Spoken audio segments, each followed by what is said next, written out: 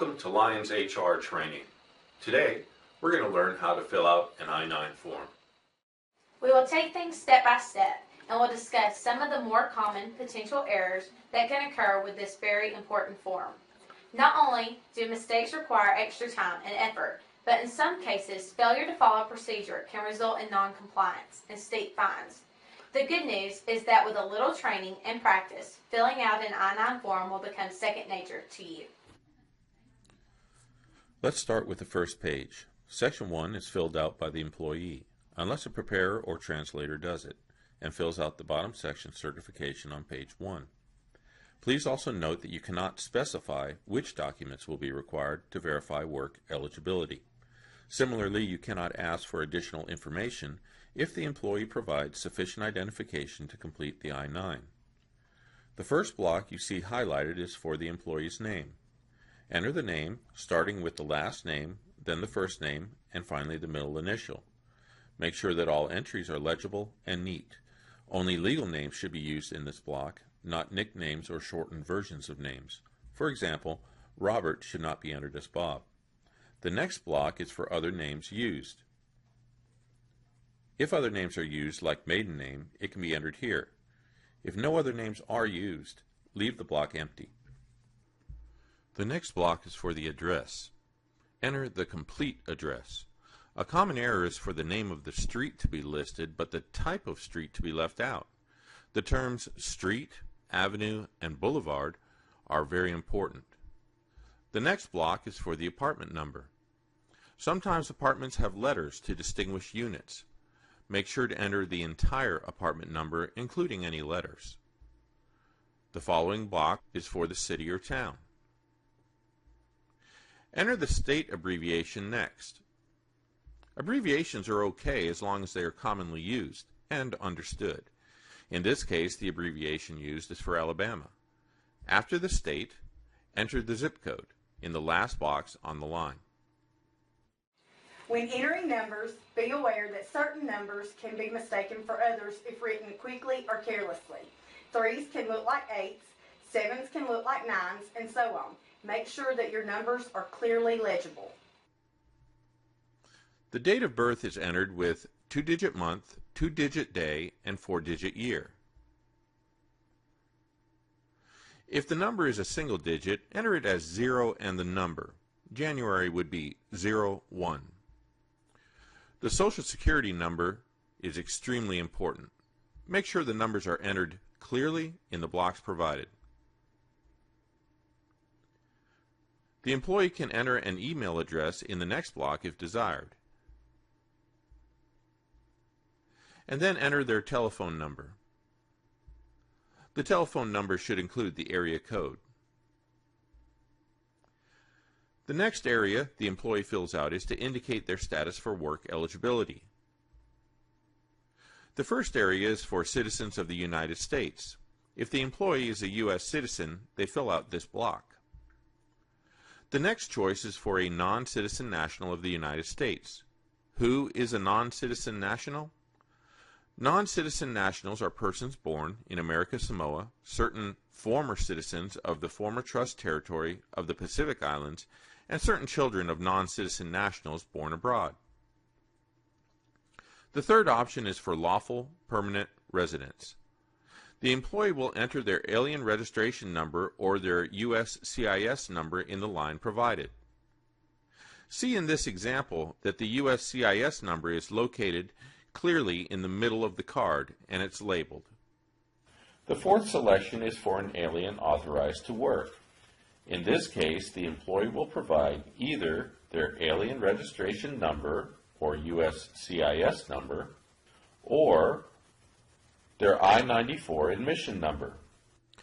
If you received your admission number from Customs and Border Protection in connection with your arrival in the U.S., also provide your foreign passport number and country of issuance.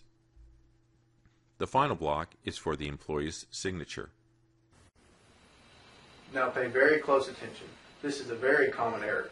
The last block that says date, that is the block you're assigning this document, not your birth date. Enter today's date in that box. If a preparer and/or translator filled out the I-9 form on behalf of the employee, the next section must be completed. The first block is for the preparer or translator to sign, then provide the date in 2-digit month, day, and 4-digit year format. Under the signature, the preparer prints their last name, then first name. Finally, on the bottom of the line on page 1, the preparer writes their full address along with their city, town, state, and zip code. Section 1 can only be corrected by the employee. Section 2 and 3 can be corrected by the employer because the employer fills it out. Here is the procedure for making corrections directly from USCIS. First of all, identify where the mistake occurred. Second, draw a line through the incorrect information. Enter the correct information, and then initial and date the correction. To correct multiple recording errors on the form, you may redo the section on a new Form I-9 and attach it to the old form. A new I-9 form can be completed if major errors, such as entire sections being left blank, or Section 2 being completed based on unacceptable documents, need to be corrected. A note should be included in the file regarding the reason you made changes to an existing I-9 form and completed a new I-9 form. Be sure not to conceal any changes made on the form, other than simple notation errors when copying document information. Doing so may lead to increased liability under federal immigration law. If you have made changes on a Form I-9 using correction fluid, we recommend that you attach a signed and dated note to the corrected Form I-9 explaining what happened. Section 2 must be completed no later than 3 business days after the employee begins work for pay. The employer must examine original documents. Copies are not acceptable unless it's a certified copy of a state-issued birth certification. Hospital copies of birth certificates are not authorized. No document may be expired. However, you cannot disallow documents because of an approaching expiration date. At the top of page 2 is a very important line that is often overlooked. It is the place where you enter the employee's last name, first name, and middle initial from Section 1. This information is very important because it will help you to join the pages in case they get separated. When considering documents, remember that you do not have to be a document expert, and you must accept a document presented by an employee if it reasonably appears to be genuine, relates to the individual presenting it, and it is original, with the exception of state-issued birth certificates or certified copies. You may view documents online. You are permitted to make copies of the documents, but if you do so, you should do it for all employees. The first block at the top of the form is under List A, where you will enter information for a document from List A on page 3. As an example, we will use a passport. Enter the type of passport, issuing authority, the passport document number, and the expiration date. Let's take a moment to look at the documents that can be used from each list on page 3 of the I-9. Take a moment to review documents that are for List A. Any documents from List A fulfill completely the documentation requirements for the I-9. If a List A document is not offered, then both a List B and List C document should be offered.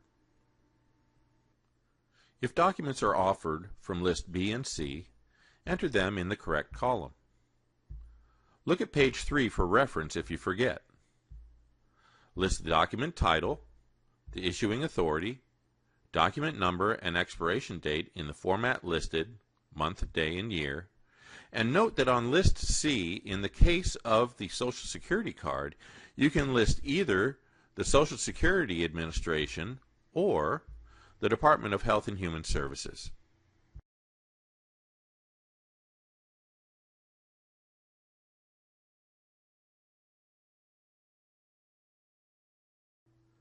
In the spaces underneath, sign the employer's name, the date, the position held, then print last name, first name, write in the name of the business, and on the bottom lines, enter the complete address in the appropriate spaces.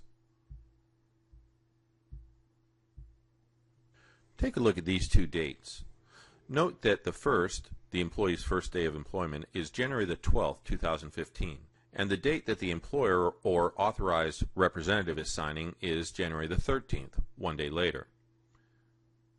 I-9 compliance requires that the employer submit the I-9 information no later than 3 days after the employee's first day of employment. By looking at these two dates, we can see that this I-9 is within compliance guidelines. Section 3 is for re-verification and rehires. I-9 regulations permit you can enter information in this section rather than filling out a brand new I-9 form.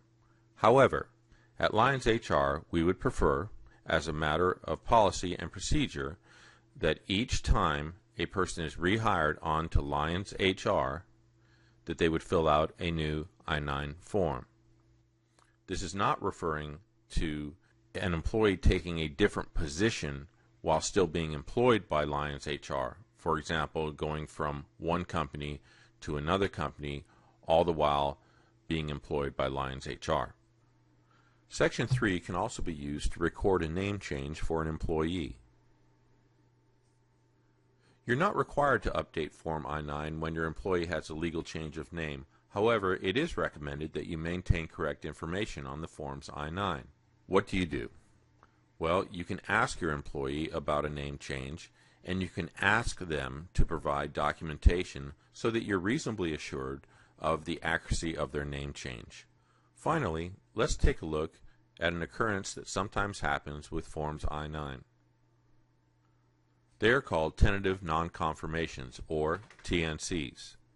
There are several types of TNCs, and the type displayed in E-Verify depends on which government agency is involved and the cause for the mismatch. An SSA tentative non-confirmation indicates that the employee's information could not be verified by SSA. The employee must be notified of the TNC response and referred to SSA. The second type of TNC is a DHS non-confirmation.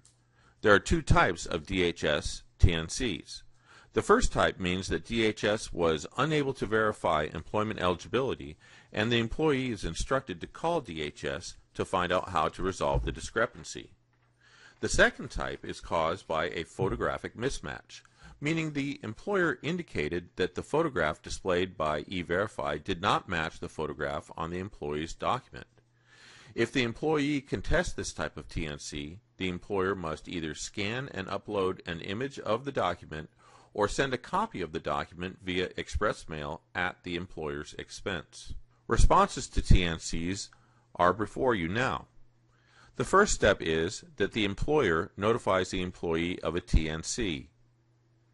The employee decides whether or not to contest it.